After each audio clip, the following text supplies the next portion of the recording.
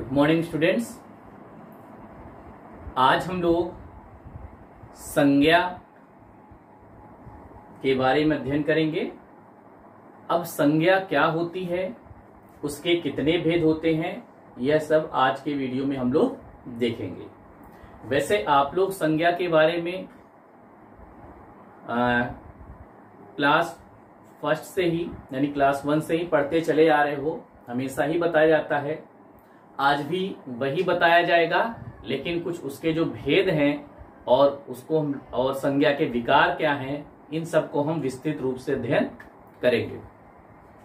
तो आइए सबसे पहले हम लोग चर्चा करते हैं कि आखिर संज्ञा है क्या।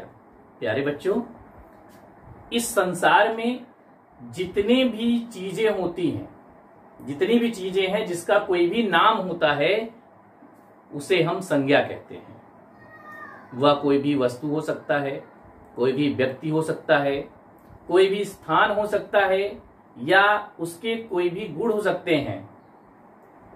कोई भी गुण हो सकते हैं, जैसे कोई भी आदमी है तो वह ईमानदार है तो ईमानदारी उसका गुण हो गया, बेईमान है तो बेईमानी हो गया, या कोई भी सामान है तो किस प्रकार से है, तो वह सब क्या कहलाएगा, संज्ञा।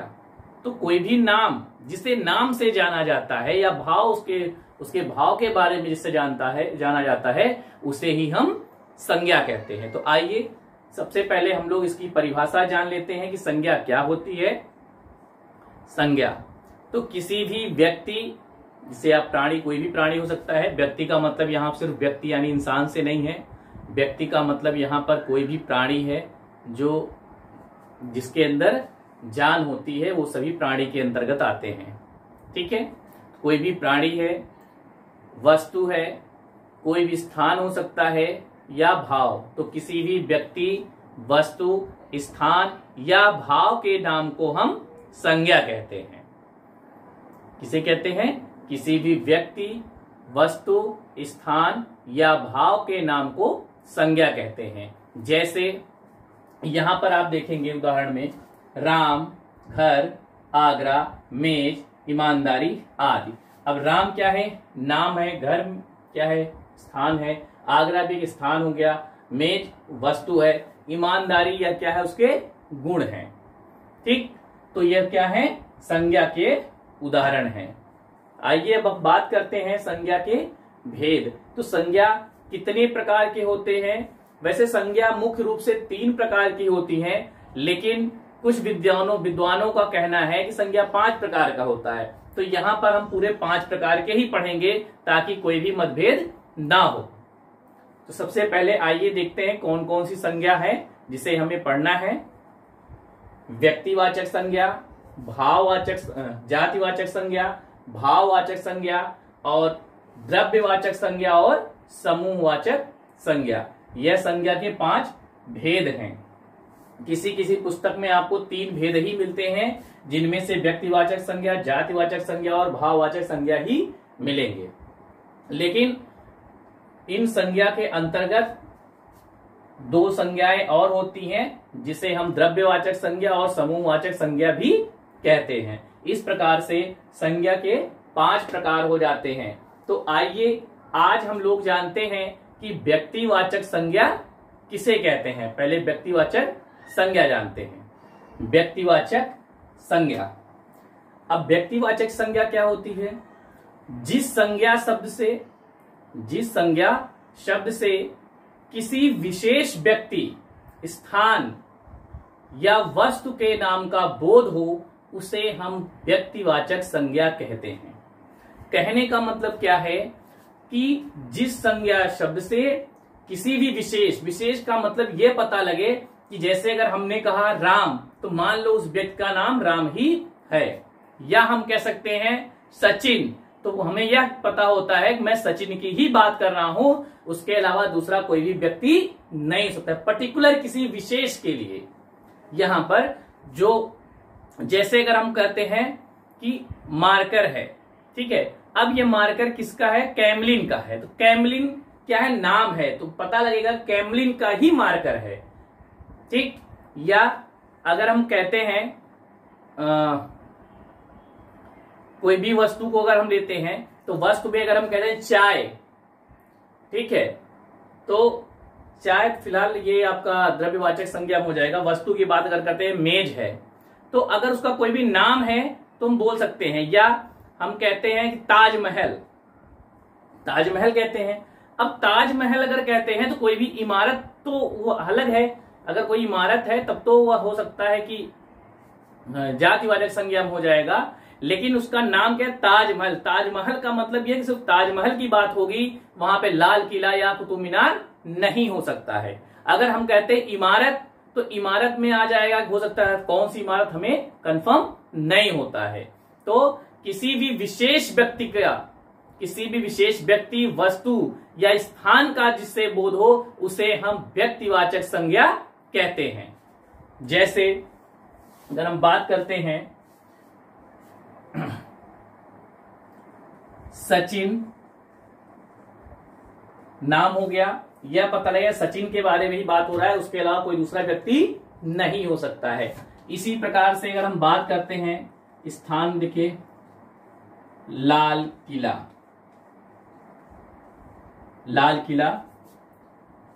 इसी प्रकार से अगर हम कोई विशेष शहर की बात अगर हम करते हैं, जैसे मान लीजिए अपना ही प्रयागराज ले लेते हैं,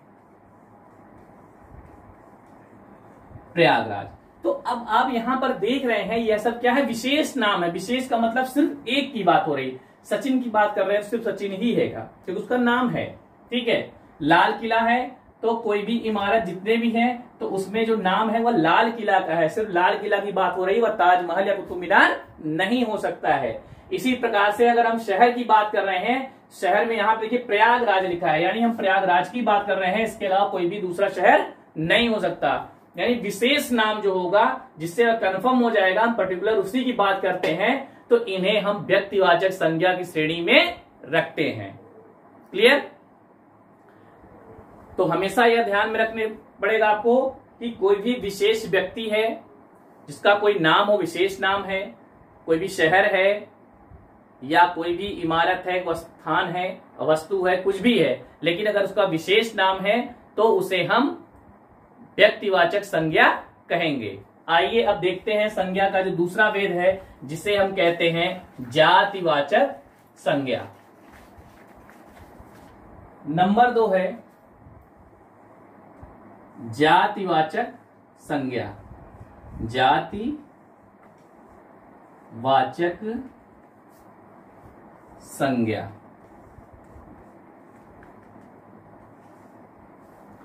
अब जातिवाचक संज्ञा क्या है? तो जातिवाचक संज्ञा तो जिन संज्ञा शब्दों से किसी जाति का बोध होता है, किसी वर्ग का बोध होता है, तो उसे हम जातिवाचक संज्ञा कहते हैं। जैसे जात की बात अगर हम बात करते हैं तो यहां पर अगर हम कहते हैं कि अध्यापक, अध्यापक हो गया, शहर हो गया, शहर हो गया, लड़का हो गया, ठीक है। अब यहां पर देखिए, तो जिन संज्ञा शब्दों से किसी विशेष वर्ग या जाति का बोध हो उसे हम जातिवाचक संज्ञा कहते हैं। जैसे अगर हम बात करते हैं अध्यापक की, तो हमें यह पता लग रहा है कि वह अध्यापक है, यानी उसका काम है बच्चों को पढ़ाना। वह डॉक्टर नहीं हो सकता है, वह इंजीनियर नहीं हो सकता है। हमें सिर्फ इस पता यह चल रहा है कि अध्यापक है, यानी वह बच्चों को पढ़ाता होगा, यानी उसके जाति का बोध हो रहा है। अब उस अध्यापक का क्या नाम है यह कंफर्म इससे नहीं हो रहा है। अगर इस अध्यापक का कोई भी नाम रख दिया जाता तब वह व्यक्तिवाचक संज्ञा में हो जाता। अगर कोई नाम होता, मान लीजिए कोई भी अध्यापक का नाम हमने रख दिया, जैसे हम बात करते हैं अपना ही ले लेते हैं यहां पर, तो जयशंकर, तो यह है तो आप अध्यापक, लेकिन क्या है, व्यक्तिवाचक संज्ञा, क्योंकि यहां पर यह पर्टिकुलर नाम हो गया। लेकिन अगर हम बात करते हैं सिर्फ अध्यापक की तो यह जातिवाचक संज्ञा होगी। यहां से सिर्फ उसके बारे में पता चला, तो जात के बारे में वह क्या करते हैं, उनका प्रोफेशन क्या है, इसके बारे में हमें यह पता चल जा रहा है कि अध्यापक। शहर है, तो शहर से हमें पता लग रहा है हम शहर की बात कर रहे हैं, कोई गांव नहीं हो सकता है, कोई देश नहीं हो सकता है। अब शहर का नाम अगर होता कोई, जैसे यहां पर इसके पहले हमने देखा था प्रयागराज, तब तो क्या था, वो व्यक्तिवाचक संज्ञा हो जाता। लेकिन अगर शहर का नाम नहीं पता चल रहा है, सिर्फ शहर के बारे में पता चल रहा है, तो वह जातिवाचक संज्ञा होगी।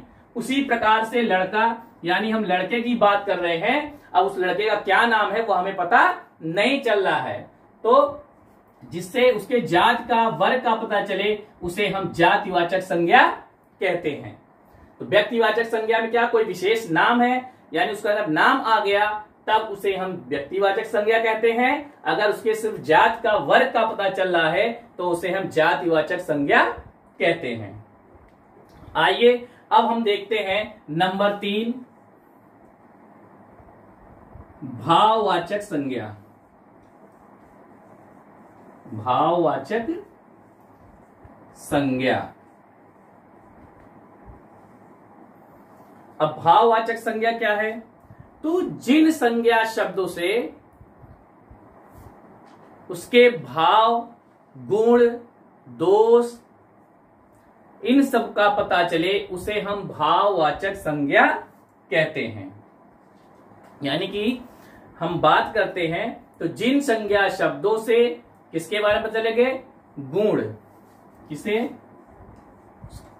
गुण, दशा, गुण, दशा, आकार, भाव इत्यादि के बारे में अगर पता चले, तो उसे हम भाववाचक संज्ञा कहते हैं। भाववाचक संज्ञा क्या होगी, गुण है, दशा है, या उसकी अवस्था का बोध होता है, उसे हम क्या कहते हैं, भाववाचक संज्ञा कहते हैं। ठीक है, इसमें आप अवस्था भी जोड़ लीजिएगा।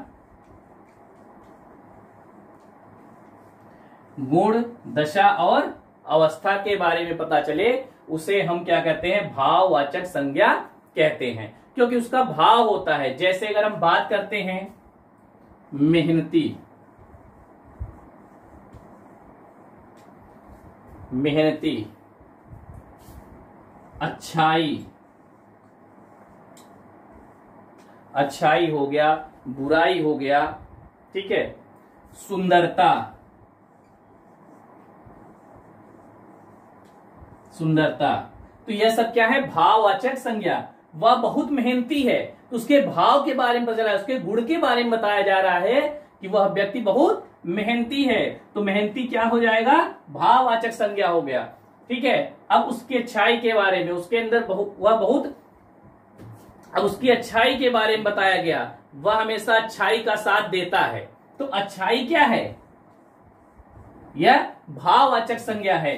सुंदरता, ठीक है, उसकी गुण है, उसका गुण है, तो वह बहुत, ठीक है, उसकी सुंदरता देखने योग्य थी, तो यहां पर सुंदरता क्या है, भाववाचक संज्ञा होती है। ध्यान रहेगा, आपको ध्यान देना है कि जो भाववाचक संज्ञा है, इनसे और विशेषण जो होता है, इन दोनों में काफी समानता होती है। आपको हमेशा ध्यान देना है कि विशेषण जैसे हो गया, सुंदर है, तब तो वह विशेषण कहलाएगा, लेकिन यहां पर ता प्रत्यय लग गया है, सुंदरता, तो ता लगने की वजह से यह क्या हो गया, भाववाचक संज्ञा हो गया, उसके गुण के बारे में बताया जा रहा है।